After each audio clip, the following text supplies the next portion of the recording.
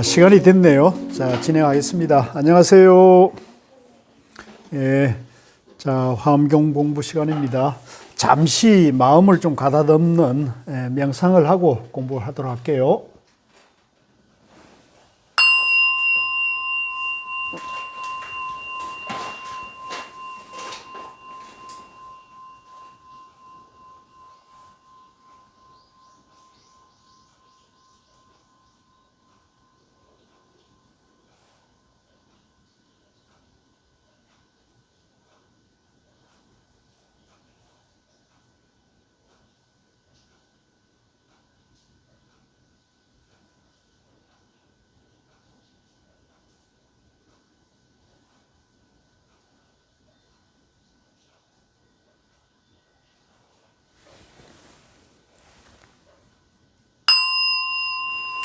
예, 자, 궂은 날씨에도 이렇게 공부하러 오셔가지고 고맙습니다. 자, 오늘 화엄경 공부는 96쪽에 할 차례입니다. 그때 시방세계의 부처님이 각기 오른손을 펴서 금강장보살의 머리를 만지자 금강장보살이 삼매에서 깨어나 여러 보살들에게 말하였다.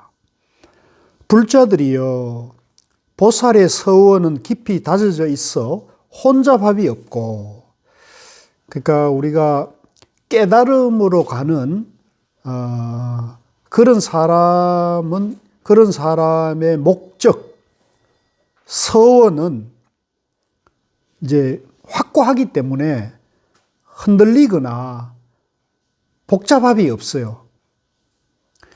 이제 이런 어떤 방향이 없으면 사람들의 마음이 늘 불안하고 혼란스럽거든요. 그런데 방향이 분명한 삶을 사는 사람은 혼잡함이 없고 아무나 볼 수 없다. 더 넓기 법계와 같고, 이제 이 법계, 진리의 세계에는 우리가 이제 이 우주 법계가 전부 중도 연기로 이루어져 있으니까 중도 연기로 이루어져 있지 않은 세계가 없잖아요. 그러니까 이 우주 만물이 진리의 세계, 더 넓기 법계와 같고 끝없기 허공과 같아서 미래가 다할 때까지 이르며 부처님 세계에 두루하여 모든 중생을 구호하며 모든 부처님의 보호 아래 과거, 현재, 미래의 여러 부처님 지혜의 자리에 들어간다. 그러니까 우리가 이 우주 만물이 중도 연기로 존재하기 때문에 이 중도 연기로 존재하는 이 진리의 세계를 깨달을 것 같으면 과거니 미래니 현재니 하는 것 분별도 없어지고 부처니 중생이니 하는 분별도 없어지고 이제 스트레스나 짜증이나 화나 근심 걱정 이런 것이 다 사라지고 모든 세계의 이치를 다 통달하기 때문에 지혜가 환히 밝혀진다는 겁니다. 그럼 어떤 것을 보살 마하살의 지혜의 자리라는가? 그러면 이제 어떤 것을 깨달음의 지혜라 하는 거냐? 10가지가 있다. 이제 그 깨달음의 지혜에 다가가는데 10가지 이제 길이 있다는 거죠. 과거, 현재, 미래의 부처님들이 이미 말씀하셨고 지금 말씀하시고 앞으로 말씀하실 것이니 나도 그와 같이 말한다. 자, 이 이제 10가지 길은 이제 모든 부처님들이 다 한결같이 말씀하시는 그 지혜의 길이라는 겁니다. 첫째는 환희지. 한번 같이 봅시다. 환희지. 둘째는 이구지. 셋째는 발광지. 넷째는 염해지. 다섯째는 난성지. 여섯째는 현전지. 일곱째는 원행지. 여덟째는 부동지. 아홉째는 선해지. 열째는 법운지이다. 요 10가지 이제 지혜의 자리, 깨달음의 자리가 있다는 거예요. 그 밑에 주가 잘 정리되어 있으니까 그 주를 한번 보겠습니다. 첫째, 환희지. 환희라는 거는 이제 우리가 마음이 기쁨이 확 환하게 이렇게 즐거운 상태를 말하잖아요. 환희지.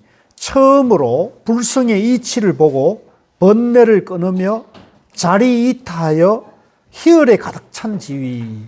그러니까 이 환희지는 우리가 이제 그 부처님의 깨달음 세계가 중도 연기잖아요. 중도 연기의 이치를 내가 이렇게 이해하게 되면 그동안 모를 때는 깜깜하고 막 답답하고 혼란스러웠는데 96쪽입니다. 96쪽 맨 하단인데요. 이제 모를 때는 막 깜깜하고 오늘처럼 지금 막 우박도 내리고 그죠? 비바람도 내리고 뭐 하늘이 그냥 깜깜하게 이러는데 사실 알고 보면 저 깜깜한 먹구름 위에는 밝은 태양이 그 자리에서 환히 밝히고 있단 말이에요. 그러니까 지금 내가 이런 이치를 모를 때는 막 이렇게 우박이 내리고 뭐 천둥벼락이 치고 먹구름이 이렇게 막 몰려오면은 이제 불안하고 근심 걱정이 일어나는데 이건 지나가는 것이다. 예, 기후의 인연으로 이렇게 된 것이다. 이렇게 알면은 저 먹구름 위에는 밝은 태양이 환하게 있는 것이죠. 그래서 우리 마음에도 이제 이 진리를 모를 때는 이제 근심 걱정, 불안하지만은 이제 진리를 내가 이해하게 되면 그 환하게 밝아지는 그런 마음이 든다는 거죠. 그래서 그걸 환희지라 그럽니다. 같이 해봅시다. 환희지. 우리 마음이 환하게 밝아지는 자리가 있다는 거예요. 두 번째는 이구지. 이구지는 이제 우리가 근심 걱정을 유발하는 번뇌, 근심 걱정의 덩어리들이 딱 끊어지고 멈추고 그 근심 걱정으로 인해 가지고 우리가 막 이제 욕망이나 짜증이나 좋아하고 싫어하는 그런 분별의 더러움을 오염된 걸 제거해서 본래 깨끗한 것으로 돌아가는 자리, 본래 깨끗한 마음으로 회복하는 자리를 이구지라 그래요. 떠날 이자에 때구자, 때를 번뇌를 없앤 자리. 세 번째는 발광지라는데요. 발광이란 말은 이제 우리가 지랄 발광한다. 이런 말을 이제 우리가 가끔 쓰는데 이제 그것은 이제 나쁜 표현이지만 이제 이 진리의 세계, 수도의 세계에서 발광이라는 것은 이제 우리가 마음을 가령 이제 마음이든 유리창이든 지저분하고 더러우면은 이제 빛을 볼 수가 없잖아요. 그런데 그걸 깨끗하게 닦아내면 반짝반짝 빛이 나잖아요. 마찬가지로 우리 마음도 이제 욕망이나 스트레스나 근심 걱정에 이렇게 양변에 집착하고 있으면 오염이 돼 가지고 우리가 반짝반짝하지 못하고 이제 어둡고 이제 막막하지만은 그걸 싹 비우게 되면 싹 닦아내면 수행을 해서 싹 닦아내면은 우리 마음이 반짝반짝해진다는 거죠. 그걸 이제 우리가 발광이라 그래요. 네 번째는 염해지. 염해지는 지혜가 불꽃처럼 환히 우리가 이제 어두운 밤에 예를 들면은 폭죽놀이나 저 한강에 가면은 그 뭐죠? 이렇게 그 불꽃놀이 같은 거 하면은 깜깜한 밤에 이제 하늘에 불꽃이 확 하면 아름답고 멋있잖아요. 마찬가지로 이제 우리가 어떤 것에 집착하고 분별하는 마음에서 근심 걱정이 꽉 막혀 있을 때는 우리 마음이 어둡고 우울하지만 이제 지혜를 우리가 발견하면은 그 지혜의 빛이 환해지는 것이죠. 그래서 그 지혜의 불꽃, 지혜가 매우 성하는 불꽃처럼 이제 환하게 밝아지는 걸 표현하고 있고요. 다섯 번째, 난성지는 정말 우리가 각고의 어려움, 이 공부라는 것도 이게 사실은 쉽다면 쉽지만 어렵다면 참 이게 어려운 거잖아요. 우리가 이제 번뇌나 욕망이나 스트레스를 떨친다는 게 이게 이제 알고 보면 참 간단한 건데 모를 때는 이게 참 어렵거든요. 근데 그 어려움을 극복하는 자리, 그게 난성, 참된 지혜, 속된 지혜를 이제 좋아하는 지위라는데, 이 참된 지혜를 밝히는 것은 참 어려운 일이기 때문에 그 어려운 일을 이제 거뜬히 이룬 걸 난성이라 그래요. 난성지. 여섯 번째, 현전지. 현전지는 눈앞에 우리가 본래 부처고 이 우주 만물이 이대로 다 이제 중도 연기로 존재하니까 낱낱이 모든 존재가 다 부처님인데 그 부처님을 우리는 이제 딴 데서 찾는단 말이에요. 우리가 뭐 설악산 봉정암이나 저 팔공산 갓바위에 가야 부처님이 있는 것처럼 착각을 하고 있는데 이제 이 마음의 모든 분별심을 다 내려놓게 되면 나뿐만 아니라 내 눈앞에 있는 모든 존재들이 다 부처라는 것을 현전, 눈앞에 드러나는 거죠. 그걸 이제 현전지라 그래요. 현전지. 그 다음에 일곱 번째, 원행지라는 것은 원행. 이제 내가 일체 중생에 대한 대자 대비심을 크게 일으키면 그 중생을 연민하는 마음이 끝없이 다 닿는다는 거예요. 끝없이. 이제 보통 우리는 이제 우리가 마음을 쓰더라도 좋은 마음은 잠깐이고 이제 복잡한 마음이 이제 가득 차 있는데 이제 우리가 보살의 마음은 이제 중생을 도와주고 중생의 어려움을 들어주는 그런 마음을 이제 원행, 가깝거나 멀거나를 차별하지 않고 두루두루 행한다는 걸 원행지라 그러고요. 여덟 번째, 부동지는 이 깨달음의 중도를 깨쳐가지고 내 마음이 이제 정견을 딱 갖추고 그 정견을 갖춘 마음으로 살아가고자 하는 힘이 확고하기 때문에 이제 어떤 어려움에 부딪히더라도 마음이 흔들리지가 않는 거예요. 부동, 움직임이 없는 거예요. 근데 이제 우리는 우리 마음이 촐싹대기가 이루 말할 수가 없잖아요. 그죠? 막 이러면 이럴까 저러면 저럴까. 그런 사람, 우리가 보통 이제 그런 마음에 많이 혼란이 오고 마음이 어수선하고 이제 촐싹대기가 말할 수 없는데 이제 이 중도의 이치를 알아가지고 정견을 확고히 세운 사람은 이제 흔들림 없는 마음을 갖는다. 부동지를 갖춘다. 아홉 번째, 선해지. 선해지는 부처님의 10가지 힘을 얻고 건기에 따라서 설법하는 그런 능력을 갖추는 것을 말하는데 이제 자기 마음 안에 부처님의 지혜와 능력을 다 갖추고 있다는 것을 거뜬히 밝혀가지고 이걸 믿고 흔들림 없이 이것을 이제 펴는 사람은 이제 어떤 중생, 어떤 어리석은 사람을 만나더라도 거뜬히 지혜를 선물할 수 있다는 거죠. 선해지. 열 번째는 법운지. 법운지는 공덕을 구비하고서 중생에게 이익되는 일을 행하는 지위라 그러는데요. 이제 진리의 그 선물, 진리의 지혜와 공덕을 구름처럼 이렇게 엄청나게 그걸 베풀 수 있는 그런 능력을 가진 그런 사람을 이제 법운지, 법의 구름을 일으키는 지위에 있다. 이렇게 말한 겁니다. 그래서 요걸 이제 10가지의 지혜의 자리 이렇게 표현했는데 요게 이제 십지랍니다. 십지보살. 같이 봅니다. 십지보살.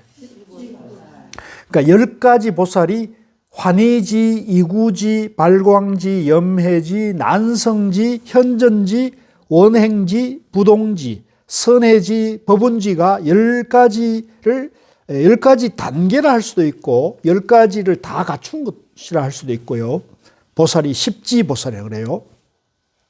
불자들이요, 보살의 이 십지는 모든 부처님이 이미 말씀하셨고 지금 말씀하시고 앞으로도 말씀하실 것이다. 이 십지를 말씀하지 않는 부처님은 나는 아직 보지 못했다. 왜냐하면 이것은 보살 마하살이 보리로 나아가는 최상의 길이고, 자, 이 10가지 길은 깨달음으로 나아가는 최상의 길이고 또한 청정한 진리의 광명의 문이므로 보살의 모든 경지를 가려서 말한 것이다. 이곳은 헤아릴 수 없으니 보살의 정을 따르는 지혜이기 때문이다.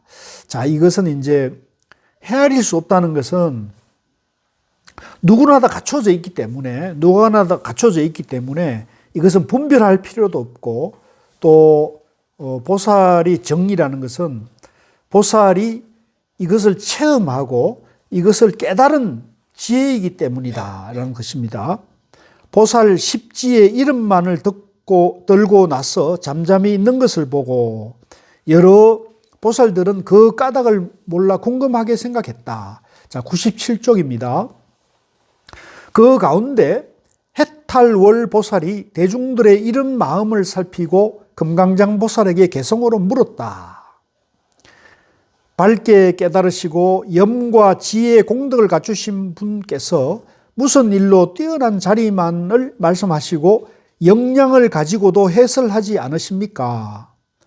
모두가 다 결정되어 있어 용맹하고 나약하지 않은 사람들인데 무슨 일로 십지의 이름만 말하고 우리에게 설명하지 않으십니까?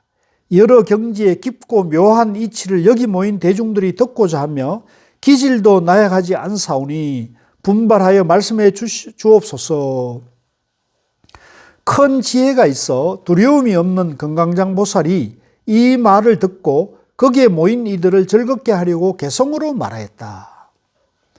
보살이 행하는 십지의 일은 가장 높아 부처님의 근본이시니, 그러니까 이 10가지 이 지위, 지혜의 지위의 일은 부처님의 근본이다. 이제 깨달으면 누구나 다 갖춰져 있는 것이라는 거죠. 드러내고 분별하여 해설하기란 가장 드물고 너무 어렵도다. 이제 이 자리는 정말로 어렵고 높은 경지이기 때문에 그것을 이제 중생의 입장에서는 그것을 이제 공부하기가 참 어렵다. 들여르는 마음이 금강과 같고, 그러니까 이 지혜의 법문을 듣고자 하는 마음이 한결같아. 다이아몬드 같아야 된다는 거죠. 다이아몬드는 뭐 가장 빛나고 단단하잖아요. 그러니까 우리가 이 공부하고자 하는 마음이 다이아몬드 같이 단단해야 되는데 우리 마음은 또 아침에 이랬다가 저녁에 이랬다 하잖아요. 이제 그러면 이제 우리가 지혜를 밝히기도 어렵고 마음이 이제 편안하기도 어렵다는 거죠. 그래서 마음의 지혜와 마음의 평화를 얻으려면 이제 다이아몬드 같은 그런 굳건한 마음을 갖춰야 된다는 얘기입니다. 그래서 들여르는 마음이 다이아몬드 같고 부처님의 지혜를 깊이 믿으며 이제 같이 따라오는 거예요. 이제 내가 내 마음이 지혜롭고 편안하려면 부처님의 지혜를 내 마음에서 밝혀야 된다. 그러면 부처님의 지혜에 대해서 공부해서 이해하고 믿음이 나야 되는 거죠. 그러니까 부처님의 지혜가 중도라는 것을 공부해서 이제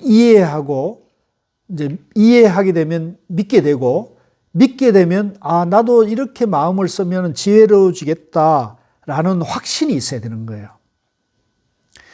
이제 이 중도에 대한 공부, 정견, 믿음이 이제 안 따라오면 늘 마음이 흔들려서 누가 이렇게 하면 이렇게 갔다가 저래 하면 저렇게 갔다 이렇게 하는 거죠. 그래서 이제 얼마 전에 저하고 오래전에 이제 공부했던 어떤 천안에 계시는 보살님이 한 분 계셨는데, 이분이 처음에는 이제 와서 공부할 때는 이제 밝고 봉사활동도 아주 적극적이고 그래서 저도 이제 좋게 봤는데, 몇 년쯤 지나니까 이 보살님이 갑자기 자기가 깨달았다고, 견성했다고 그러는 거예요. 그래서 제가 좀 놀라서 이게 무슨 일인가 이렇게 해서 이제 몇 가지를 물어보니까 이제 말을 돌리면서 이제 뭐 견성은커녕 이 중도도 잘 모르시는 분인 거예요. 그래서 내가 참 어처구니가 없는데 그래도 이제 공부하고자 하는 마음을 내가 오는 것은 고마운 일이니까 이제 천안에서 서울에 이제 공부하러 다니니까 이제 그걸 이제 긍정적으로 수용해서 이렇게 좀 쭉 같이 했는데 나중에 가니까 이제 도저히 안 되겠는 거예요, 이분이. 당신은 이제 공부가 견성한 사람이라고 이제 엉뚱한 얘기도 자꾸 하고 또 도반님들인데도 그런 걸 얘기하고 그러니까 아, 이거 이렇게 해가지고 도반들인데 악영향, 나야 이제 감당을 할 수 있겠지만, 도반들인데 악영향을 주겠다 그래가지고, 이제 어떤 계기가 돼가지고, 이제, 우리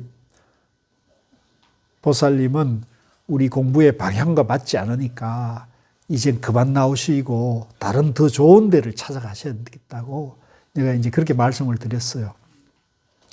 그래서 이제 그분이 그렇게 해서 이제 안 나오게 됐는데, 그 소식이 이제 뭐 한 7, 8년 이제 거의 끊어졌죠. 저도 끊어졌죠. 가끔은 이제 그 도반에 어떻게 지내나 궁금은 했는데, 근데 보니까 그 카톡방에 그분이 있는 거예요. 근데 이 카톡방에 어느 날 뭐 윤석열을 지지하고 뭐 그러니까 또 그것까지도 내가 이해할 수 있어. 예, 물론 이제 제가 운영하는 카톡방에는 일체 정치적인 얘기는 이제 못 올리게 하는데, 뭐 어쩌다가 이제 저인데도 이제 특히 이제 주로 윤석열 지지하시는 분들이 저희한테 카톡을 보내온 경우가 가끔 있더라고요. 그만큼 그분들이 이제 열성적인 그런 게 있는 것 같긴 해요. 근데 그걸 이제 보내온 것까지 내가 이해했어. 근데 이제 그 뒤에 보니까 한 번, 그저께 밤인가는 또 밤 늦게 윤석열 지지에다가 교회 찬송가에다가 어떤 목사님의 뭐 또 전보 있잖아요. 요즘 뭐 그 역사 강사 뭐 그런 걸 막 올려가지고 그래서 막 열 몇 개를 막 갑자기 올리는 거예요. 그래서 카톡 폭탄처럼 보내는 거예요. 우리 그 공부방 취지에도 전혀 안 맞고 그러잖아요. 그래서 제가 이거 이렇게 놔둬서는 안 되겠다 이렇게 해가지고. 그 요즘 보니까 이게 카톡에서 이제 옛날 저거는 내보내기 기능이 없잖아요. 그게 어쩔 수 없어요. 그러니까 그걸 본인이 탈퇴하지 않으면. 그래서 그걸 요즘 기능을 찾아보니까 그 카톡 옮기기 기능이 있어요. 카톡 있는 대중을 이제 다 옮겨가지고 다 옮겨놓고 거기서 이제 누구를 이렇게 고정시켜가지고 이제 탈퇴를 시키면 못 오게 하는 방법이 있더라고요. 그래서 이제 그걸로 싹 옮기고 그분을 이제 내보냈는데, 그러니까 이제 지금 그러니까 본인이 이제 공부가 중도에 대한 확실한 이해와 이제 바른 안목을 갖추게 되면 부처님의 깨달음 세계가 이렇게 이해되잖아요. 일단 그래서 제가 자꾸 강조드리는 게 이해를 해야 된다. 일단 이해를 해. 이치에 맞아야 돼. 이치에. 자기가 생각했을 때 이게 틀림없구나 이렇게 돼야 되거든요. 근데 이런 이해 없이 맹목적인 믿음으로 불교를 받아들이면 나중에 가서 이 맹목적인 믿음이 흔들리는 상황을 만났을 때 그 흔들림을 만났을 때 그걸 극복하는 이해가 되면 이치에 맞게 내가 믿음을 갖춘 사람은 그런 게 덜 흔들리거든요. 근데 맹목적인 믿음으로 들어왔던 사람은 이해를 못하면 그 이해 못하는 상황을 만나면 이 사람은 무너져 버리는 거예요. 무너지면서 이제 기독교로 갈 수도 있고, 이제 이슬람으로도 갈 수 있고 그런 거죠. 특히 지금은 이제 그 윤석열 그 지지하는 분들의 대다수, 상당수가 보면 기독교,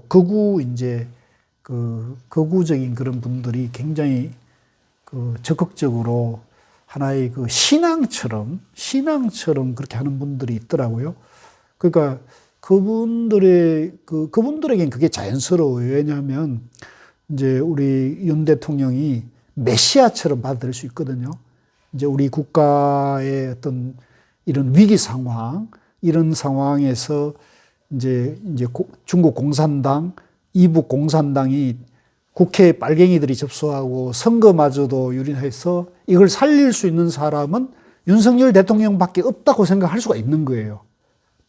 그러니까 합리적으로 생각해보면 어이없는 것인데 믿음을 가지고 있는 사람 입장에서는 이제 어떤 목사들이 그러잖아요. 우리 윤석열 대통령이 하나님이 보내신 분이다. 하늘에서 내린 분이다. 이렇게 얘기하잖아요. 근데 그걸 이제 의심 없이 받아들이게 되면은 그렇게 볼 수도 있죠. 그건 신앙적으로도 그럴 수가 있잖아요. 믿음을. 이제 그런 우리가 봤을 땐 불행한 일인데, 이제 그럴 수 있는 그 체계가 돼 있기 때문에, 이제 그런 것이 왔을 때, 이제 그렇게 믿음의 대상만 바뀌는 거잖아요. 부처님을 믿다가 하나님을 믿는 거, 윤석열 대통령을 믿는 거, 딱 마찬가지거든요, 믿음이. 그래서 제가 자꾸 강조드리는 게, 이 말씀을 제가 드리는 이유가, 일단 이해를 해야 돼요. 이치를 이해해야 돼요. 중도의 이치. 즉, 중도의 이치는 내가 내 마음을 쓸 때, 이제 좋다, 나쁘다, 나다, 너다, 이제 선이다, 악이다, 또 내 편, 네 편, 이렇게 이분법적인 사고를 하면은 우리 마음이 항상 불안하고 마음이 오락가락 한단 말이에요. 그리고 그 이분법적 사고를 다 버리는 거죠. 나, 너, 네 편, 내 편, 선, 악, 불교, 기독교, 부처 중생마저도 다 집착을 내려놓을 줄 알아야 돼요. 집착을 내려놓으면 부처, 중생, 불교, 기독교, 선, 악, 좌우, 진보, 보수를 다 있는 그대로 보는 지혜가 나온다는 거죠. 있는 그대로 보는 지혜. 그러면 그걸 우리가 조화를 시킬 수 있고, 거기에 맞게 우리가 마음을 써서 내 안의 괴로움, 내 안에 집착하는 마음을 내가 스스로 해결할 수 있는 지혜가 나오는 거예요. 그게 이제 중도 정견인 거죠. 이게 이제 모를 때는 참 어려운데, 이 이치를 자꾸 반복해서 공부하고 익히면 이게 이해가 되거든요, 이해가. 우리 도마님들도 어느 정도 이해되시잖아요, 이제. 이제는 거의 세뇌 안 됐습니까?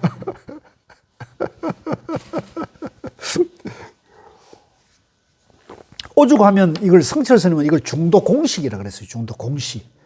내가 그 말을 쓰셨더라고요. 중도 공식. 쌍차, 쌍조, 그죠? 그래서 이제 고 스님께서도 이제 중도를 이해하고 바른 안목을 갖추고 그 다음에 이제 믿음을 일으켜서 이제 깨달음으로 가면은 수행을 하면은 그 수행의 길이 고행이 아니고 수행의 길이 즐거움의 길이 된다는 거죠. 행복의 길이 되는 거거든요. 그래서 이 뭐 일요일 날 귀한 시간에 뭐 날씨도 굽고 이런데 이제 흥국사에 공부하러 오는 것이 고행이 아니고 즐거움의 길이 되는 거죠. 아, 이게 정말 행복한 길이다. 이렇게 돼야 되는 거죠. 저도 마찬가지입니다. 날 굽고 뭐 할 일이 많더라도 일요일 날 흥국사에 가서 이 화엄경을 공부하는 것이 행복의 길이다. 이렇게 이제 마음을 이제 항상 흔들림 없이 이렇게 가져가야 되는 거죠. 그래서 여기서 들으려는 마음이 금강과 같고 부처님의 지혜를 깊이 믿으며 마음 바탕 아는데 내가 없어야 이 뛰어난 법을 들을 수 있다. 이야, 이게 굉장히 귀한 말이에요. 요 대목을 밑줄 그어놓고 어려움이 있을 때 공부할 때 요 흔들리는 마음이 있을 때 요거를 딱 명심해. 내가 법을 알고자 하는 마음이 다이아몬드 같고 부처님의 지혜, 충도 지혜를 깊이 믿으며 내 존재 원리, 내 마음을 아는데 내가 없앤다. 나와 내 것이 없애는 거죠. 내가 있으면 스트레스 받고 불안하고 근심걱정이 일어나요.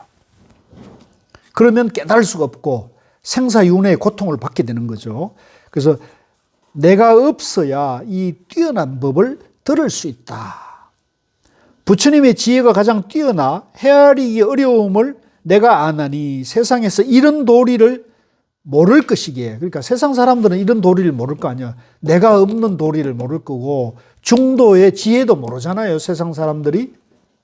본래는 다 중도로 존재하고 다 무아인데 자기 존재 원리를 모르고 이제 살기 때문에 저렇게 그 윤석열을 쫓아다니고 하나님을 쫓아다니고 그죠? 그렇게 하는 거라는 거죠. 그러니까 이제 나 없는 도리, 이 세상 만물이 중도 영기, 무아의 도리라는 것을 이제 우리가 깨우쳐야 된다. 그게 진리라는 거죠. 98쪽입니다. 잠잠한 채 말을 하지 않았노라.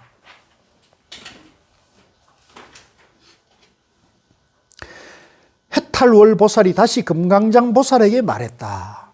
불자여, 지금 이 자리에 모인 대중은 깊은 마음이 잘 정화되었고 생각이 정결하며 여러 가지 행을 잘 닦았고 도를 돕는 법을 잘 모았고 많은 부처님을 가까이 섬기면서 한없는 공덕과 착한 일을 이루었습니다. 어리석은 미혹에서 벗어나 때묻지 않고 깊은 마음으로 믿고 이해하며 불법 안에 있으면서 다른 가르침을 따르지 않습니다. 그러니 부처님의 실력을 받들어 말씀해 주소서. 이 보살들이 그처럼 깊은 곳까지라도 잘 이해할 것입니다. 그러니까 이제 여기 우리가 이제 이런 화엄경을 적어도 불교 경전 중에서 최고봉이라고 하는 이 화엄경을 공부하시는 도반님들의 경우는 이제 그런 어려움들을 다 극복하고 또 공부에 대한 믿음을 가지고 이제 이렇게 와 있다고 봐야 되겠죠. 그렇기 때문에 이 보살들은 깊은 곳까지도 잘 이해할 것입니다. 금강장 보살이 말하였다. 비록 이 대중들은 생각이 깨끗하고 어리석음과 의혹에서 벗어나 깊은 중도법에 머물면서 다른 가르침을 따르지 않는다고 하지만 이 밖에 이해가 부족한 중생들이 심히 깊고 불가사의한 일을 들으면 이제 우리가 살아가다 보면 이게 이해 못하는 일들을 만나잖아요. 이해 못하는 일들이 만나거든요. 그러니까 이해 못하는 일을 만나더라도 그게 흔들림이 없어야 되는데 이해 못하는 일을 만나면은 그게 이제 멘붕이 와가지고 멘붕이 와가지고 이제 멘탈이 이제 무너지는 경우가 생기죠. 그래서는 안 된다는 거죠. 그래서는 안 되기 때문에 이 밖에 이해가 부족한 중생들이 심히 깊고 불가사의한 일을 들으면 대개는 의욕을 일으켜 긴 밤에 여러 가지로 시달리게 될 것이다. 이제 멘붕이 오고 멘탈이 무너지면 이제 뭐 불안할 거고, 그죠? 그러면 근심 걱정 때문에 잠을 잘 못 잘 거기 때문에 긴 밤에 여러 가지로 시달릴 것이다. 딱 그런 거죠. 그런 사람들을 연민히 여겨 잠잠히 있노라.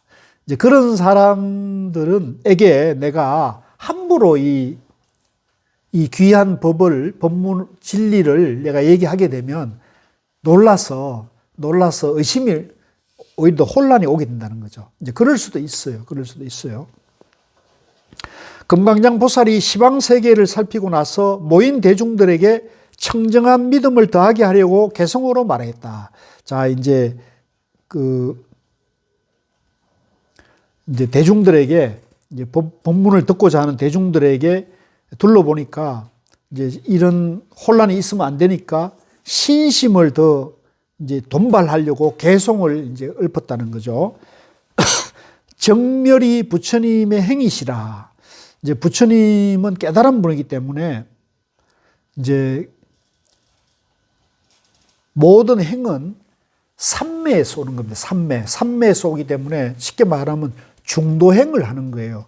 양변을 떠나서 하기 때문에 정멸의 행이라는 거죠. 말로는 뭐라고 할 수 없다. 10가지 자리의 행도 이와 같아서 말하기도 듣기도 함께 어렵다. 허공을 나르는 새의 발자국을 보셨습니까? 이게 아주 유명한 말인데 보통 우리가 이제 땅바닥에는 새의 발자국을 볼 수 있죠. 쉽게 볼 수 있는데 허공을 날 때는 새의 발자국이 없죠. 말하기도 어렵고 보이기도 어렵다. 그러니까 이 진리, 이 중도연기의 진리란, 중도연기, 나 없음의 무아의 진리라는 것도 이거는 사실 보기가 어렵다. 없는 것은 아닌데, 있는데 이것은 보기가 어렵다는 거죠. 그게 이제 어려운 거죠. 예. 십지의 깊은 이치 그와 같아서 마음과 뜻으로는 알 수가 없다. 자, 여기서 우리 이제 깨달음의 지혜는 너무나 깊어가지고 우리가 이 마음은 뭐냐면 사유를 말하잖아요. 사유, 의식을 말하는 거고, 뜻도 이제 그 의식의 결정체가 뜻이란 말이에요. 그러니까 이 사유와 의지로는 이건 알 수가 없다는 거죠. 이게 무슨 말이냐면 이제 어느 문자 사유분별로는 이걸 알 수가 없다 이런 뜻이에요. 그러니까 오직 삼매를 정득해야 한다. 삼매는 이제 어느 문자와 사유를 멈춰야 삼매가 되는 거거든요. 그러니까 삼매로 많이 알 수 있다는 얘기입니다. 일심은 이제 삼매를 말합니다. 양변을 떠난 한 마음, 일심으로 공경히 기다리라. 부처님의 힘을 빌어 말하리니 뛰어난 중도법을 미묘한 소리로 비유와 글자로 어울리게 하리. 이제 우리가 이 깨달음의 지혜, 중도의 지혜를 그래도 모르는 사람에게 알려주려면 부덕이 말을 해야 될 거 아닙니까? 그죠? 부덕이 말을 해야 되니까 이제 그 말을 이제 미묘한 소리로 비유와 글자로 조화를 시켜서 내가 얘기를 해주겠노라. 우리가 얘기를 할 것이다. 이런 얘기죠. 99쪽입니다. 한량없는 부처님의 신기로운 힘이 이제 이 부처님은 이제 깨달은 분이기 때문에 이제 우리가 알 수 없는 신비한 지혜와 힘을 이제 갖추고 있다는 거죠. 근데 사실은 그 신비한 지혜와 힘이 다른 게 아니고 이제 우리는 이제 내 안에 괴로움이나 내 안에 슬픔이나 집착을 쉽게 못 내려놓잖아요. 우리는 쉽게 내려놓을 수 있어? 근데 부처님은 그런 게 없잖아요. 그게 이제 신비한 능력인 거죠. 그러니까 신비한 능력이 무슨 뭐 이렇게 하늘에 비가 와야 될 때 비를 불러오고 뭐 바람을 불러일으키고 이런 게 신비한 능력이 아니에요. 그런 게 신비한 능력이 아니고 부처님은 항상 지혜가 필요하면 지혜를 놔두고, 그죠? 중생에게 고통을 들어주려고 할 때는 고통을 연민하는 마음이 나오고 이렇게 되는 거죠. 그래서 이것도 신기한 힘이라는 게 우리 옛날 도인이 쓰는 뭐 축지법을 쓰고 이런 게 아니라는 거죠. 마음을 자유자재로 쓸 수 있는 분이다 이렇게. 근데 우리는 이제 그게 안 된다는 거죠. 모두 다 내 몸에 들어왔으니 이런 일을 설명하기 어렵지만 내가 이제 조금만 말해보리라. 자, 이제 금강장 보살이 이제 부처님의 모든 지혜와 그런 깊은 그런 신통의 능력을 나도 갖추고 있으니까 이제 내가 이제 그것을 한번 설명을 해보겠다. 이제 한번 그런 용기를 내는 거죠. 자, 99쪽입니다. 첫 번째 이제 환희지입니다. 환희지. 기쁨에 넘치는 보살의 자리. 금강장 보살이 말했다. 불자여 어떤 중생이 깊이 성근을 심으면 모든 행을 잘 닦고 도를 돕는 법을 잘 모으고 부처님께 잘 공양하고 청정한 법을 잘 쌓고 선지식이 잘 거두어주고 깊은 마음을 청정하게 하고 넓고 큰 뜻을 세우고 넓고 큰 지혜를 내고 자비가 앞에 나타난다. 이제 우리 얘기입니다. 우리가 이제 중도에 대한 공부를 해서 그걸 이 중도에 대한 이해를 하고 중도에 대한 믿음을 갖추게 되면 이제 깊은 성근을 심으면 중도에 대한 믿음을 갖추게 되면 모든 행을 이제 잘 닦아 나가고 도를 돕는 법을 알고 부처님께 스님들께 잘 공양하고 청정한 지혜 중도법을 잘 쌓고 그런 사람은 선지식이 잘 거두어 준다는 거죠. 왜? 공부를 잘하고 있으니까. 그죠? 깊은 마음을 청정하게 하고 넓고 큰 뜻을 세우고 넓고 큰 지혜를 내고 자비가 앞에 나타난다. 그런 사람에게는 항상 지혜와 자비가 나타나는 거예요. 그런데 이제 중도 정견에 대한 믿음이 없는 사람. 이제 아까 제가 갑자기 윤석열을 지지하고 막 하나님 찬송가를 보내고 이런 사람들은 이제 자기를 믿는 게 아니고, 그죠? 이제 다른 사람을 지금 믿고 그 사람을 갖다가 이렇게 따라가고자 하는 얘기를 하는 거잖아요. 그러니까 그런 사람은 이런 공부를 할 수가 없는 거예요. 이 공부를 할 수가 없는 거죠.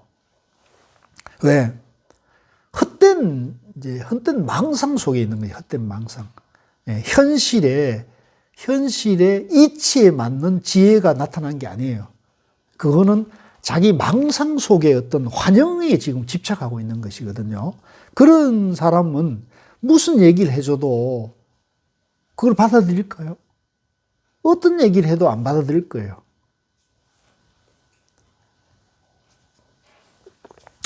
이제 어떻게 보면 사회적인 심각한 병리 현상이 돼버린 거죠. 병리 현상이 된 거예요. 참 안타까운 일이죠. 참 안타까운 일이죠. 자, 위에서 네 번째 줄. 그것은 부처님의 지혜를 구하기 때문이며, 그러니까 우리는 항상 부처님의 지혜를 구해야 돼요. 무슨 하느님을 찾거나, 내 밖에 무슨 윤석열을 찾거나, 이재명을 찾거나, 이렇게 해서는 안 된다는 거죠. 누구에게 이렇게 내 문제를 누가 나를 해결해 주기를 바라서는 안 된다는 거죠. 항상 문제 해결의 주체는 내가 돼야 돼, 내가. 네, 이게 굉장히 중요한 거예요. 그래서 그게 부처님의 지혜라는 거죠. 부처님의 지혜를 구하기 때문에 내가 왜 부처님의 지혜를 구해야 하느냐. 내 안에 나의 문제를 해결하는 길을 알려주신 분이 부처님이기 때문인 거죠. 10가지 힘을 얻으려 하기 때문이며, 이제 그렇게 부처님의 지혜를 우리가 공부하면 10가지 힘이 나온다는 거죠. 크게 두려움 없음을 얻으려 하기 때문에, 이제 내가 내 마음의 지혜를 밝히게 되면 두려움이 없어지는 거예요, 두려움이. 무슨 비상계엄이다, 탄핵이다, 이런 거에 대해서 불안할 필요가 없다는 거죠. 이제 지은 대로 받는다. 역사가 증명하잖아요. 물론 이제 시대가 역으로 가는 힘이 있어요. 그거는 부처님도 그래 말씀하셨어요. 이제 제가 그 대목을 보고 나도 진짜 감탄을 했는데, 이제 마구니가 있어요. 마구니는 뭐냐면, 이제 이 불교의 부처님의 가르침에도 마구니가 있는데, 마구니는 이제 남들이 보지 못하는 그런 수행을 통해 가지고 나름대로의 능력을 개발한 사람이에요. 근데 이 마구니가 부처님의 바른 가르침, 부처님의 바른 가르침 뭐냐면 나 없음의 가르침이잖아요. 나 없음의 가르침이잖아요. 즉, 나 없음은 뭐예요? 나와 너가 둘이 아니다는 거잖아요. 그죠? 네 편, 내 편이 없어야 되는 거죠. 근데 이 마구니는 내가 있다고 보는 거예요. 내가 있고, 내가 이만큼 공부해서, 내가 이만큼 남들이 보지 못하는 능력을 내가 갖추고 있다. 라는 생각에 도취돼가지고, 그러니까 내가 이만큼, 내가 있고, 내가 이런 능력이 있으니까 나보다 못한 사람들을 내가 이용해 먹으려고 하는 것이 마구니가 되는 거예요. 이용해 먹으려고 하는 거. 그러니까 제가 봤을 때는 천공이나 요 근처에 있는 누구죠? 허경영, 이런 사람들은 마구니죠. 왜? 자기가 나름대로의 그 공부를 해가지고 그런 능력이 있다고 생각하고, 그걸 가지고 이제 사람들을 자꾸 이제, 겁박하거나, 이제 자기의 어떤 수단으로 삼는 거죠. 그러면 이제 부처님 그렇게 말씀하셨어요.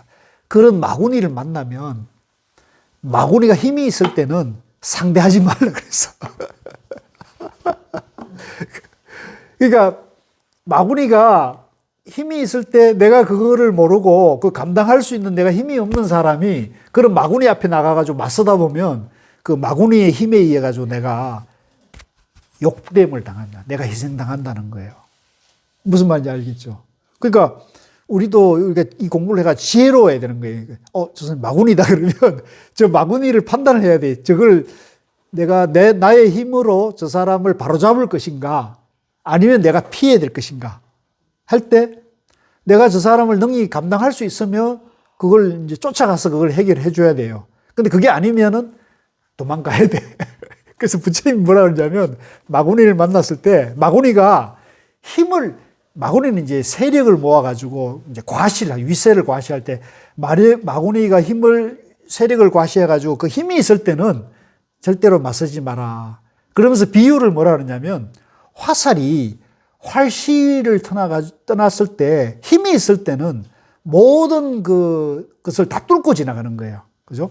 문틈도 뚫고 지나가고, 유리창도 뚫고 지나가고, 옷도 뚫고 지나가고, 사람 몸도 뚫고 지나가다가, 그러는데, 그래서 그 맞서다 보면 희생당한단 말이에요. 뚫힘을 당하잖아요. 그러지 말고. 그러나, 화살이 제 힘이 닿으면 저절로 툭 떨어진다는 거예요. 그렇죠? 화살이 제 아무리 힘이 있다가도 이게 언제까지나 갈 수 있는 게 아니잖아요. 그 세력이 힘이 닿으면 저절로 떨어진다는 거죠. 그건 마찬가지죠. 마구니도 힘이 닿으면 저절로 떨어지는 거예요. 그래서 제 눈에는 이제 이번에 대통령이 이렇게 갑자기 세력을 뭐 하다가 힘이 닿은 거예요. 예. 그러니까 저절로 뭐 느닷없이 막 이렇게 계엄을 치고 이래가지고 그러니까 힘이 닿은 거거든요. 근데 거기에 가서 붙으면 그 어리석은 사람들이지. 정말 어리석은 사람들이죠. 뭔가 딴 뜻이 있는 거예요. 딴 뜻이 있는. 그래서 이제 이런 마구니나 이런 것도 다 경전에 나오는 얘기예요. 그러니까 우리가 이 경전 공부를 많이 하면 그런 지혜를 다 배울 수 있어요, 사실은. 그래서 재밌는 얘기죠.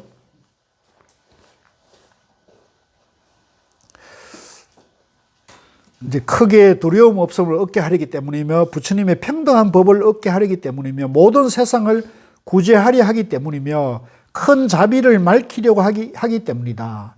10가지 힘에 남음이 없는 지혜를 얻으려 하기 때문이며 모든 부처님의 세계를 깨끗하여 장애를 없애려 하기 때문이다.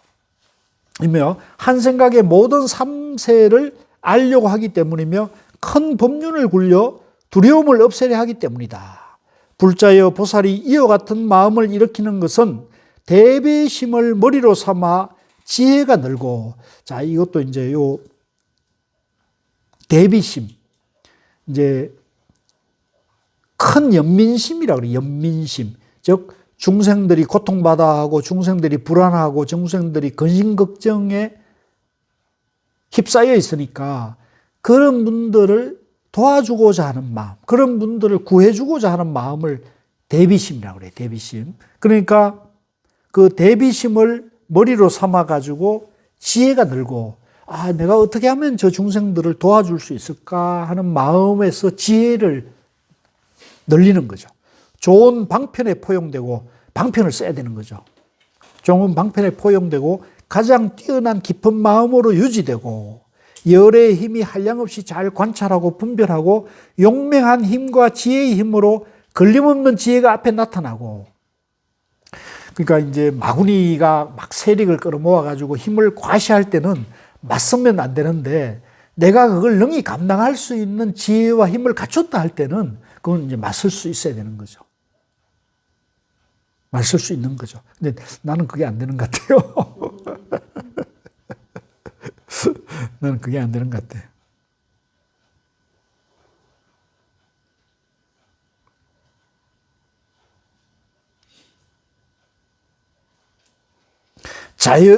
자연의 지혜가 앞에 나타나고, 이제 자연의 지혜. 자연의 지혜를 수순하고, 모든 불법을 받아들여 지혜로서 교화한다. 넓고 크기가 법계와 같고 끝없기가 흠과 같아서 미래까지 다한다. 보살이 처음 이와 같은 마음을 내면 곧 범부 중생의 자리를 뛰어나 보살의 자리에 들어가서 열의 집에 태어나니, 이제 그것도 미칠 것이, 보살이 처음 이와 같은 마음을 내면, 초발심이라는 초발심 들어보셨죠? 초발심. 첫 마음을 내면, 이제 우리 보살이 이와 같은 마음을 처음 내면 곧 범부 중생의 자리에서 보살의 자리에 1초적입에 바로 보살지에 들어가서 열의 부처님 집에 태어나니, 그 가문의 허물을 말할 사람이 없다. 이제 실제는 이 부처님의 지혜는 완벽하겠고 완전하기 때문에 어떤 허물도 없어요. 부처님 법은, 부처님의 집은. 근데 가끔 절집이나 불교 집안에 허물을 말하는 사람들이 있거든요. 그거는 무슨 허물이냐면 부처님의 가르침에 허물이 있는 게 아니라 그 가르침을 따르는 사람들의 허물이 있는 거예요. 그걸 구분할 줄 알아야 돼요. 그래서 왕왕 보면 이제 절에 공부하러 왔다가 불교 공부하다가 불교에 실망해가지고 이제 종교를 바꾸기도 하고 또 절에 안 나오기도 하는 분들을 가끔 보잖아요. 그건 공부를 잘못하고 있는 거예요. 불교의 지혜는 완전해요. 이 우주 만물에 이 인류문명사에 불교의 지혜처럼 부처님의 깨달음의 지혜처럼 완전한 것은 없어요. 없는데 왜 사람들이 그러면 절에 안 나오고 불교 공부를 안 하느냐? 그 불교 공부를 하는 사람들 사이에서 오는 갈등이나 그 모자람 때문에 실망해서 못 나오는 경우가 많거든요. 그래서 이제 참 안타까운 일이죠. 참 안타까운 일인데, 저도 이제 종단에 일할 때 이제 그런 것 때문에 좀 좌절감도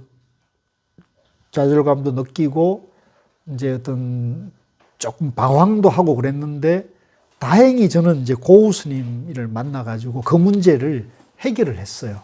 그래서 이제 그럴 때 선지식이 굉장히 중요한 거거든요. 그러니까 만약에 공부하다가 이제 불교 공부하다가 어려움을 만나면 이제 그 어려움을 풀어줄 수 있는 사람을 찾는 것도 필요해요. 아, 이런 문제를 누가 답을 가지고 있을까? 이렇게 이제 그건 이제 살아있는 책에서 우리가 알 수 없는 얘기니까, 경전에서 우리가 이제 알 수 없는 얘기니까 살아있는 사람 중에서 이런 얘기를 누가 답을 줄 수 있는가, 이걸 이제 찾을 필요가 있거든요.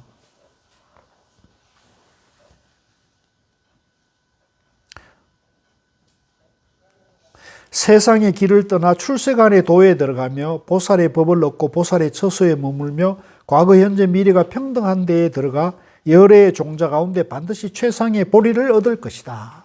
좀 쉬었다 하시죠.